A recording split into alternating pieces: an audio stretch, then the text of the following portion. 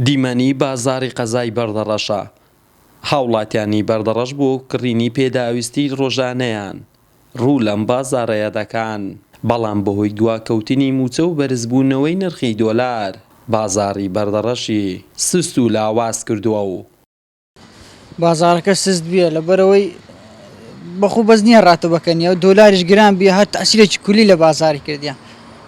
تەسیرێکی کولی کردی بازارەکەی زۆر سست کردی. ئێستا خەڵکەکە هەیە فەقیرە پێی ناکرێت بێ غراتی بکڕی غرات ئێستا هەموو گران بیە بیتە دوقات و سێقات کابرا هەیە پێشمەرگەیە ناو ئیزاریە دۆلاری ژەوا گران بیە کابرا پێی ناکرێت بکڕی غراتی دۆلار تەسیرێکی زۆر کولی کردیە لەناو بازاڕی. خەڵکێکی زۆر ئێستا دوکاندارە هەیە مەعاملەی هەیە ئەی هەوێ زەواج بکات بەڵام لەبەر باری گرانی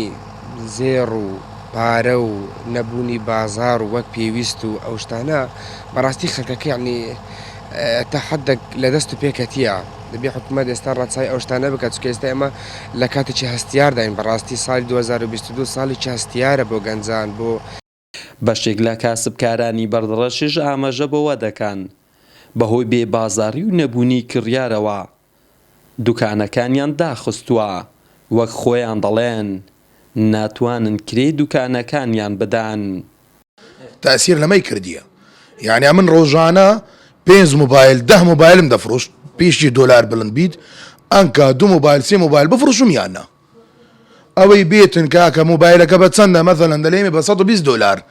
120 دۆلار دەکا زۆر 175,000 77,000 دەکا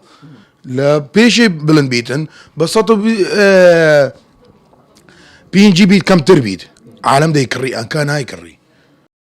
بەرزی بەهای دۆلاری ئەمریکی بەرامبەر بە دیناری عێراقی لەلایەکی دیکەوە دواکەوتنی موچەی فەرمانبەران و دابەژنەکردنی لە کاتی خۆیەوە کاریگەری خراپی کردوتە سەر جوڵەی بازاری بەردەڕەشی تەواو سست کردووە. محەممەد جەلیل، کەناڵی بادینان، بەردەڕەش.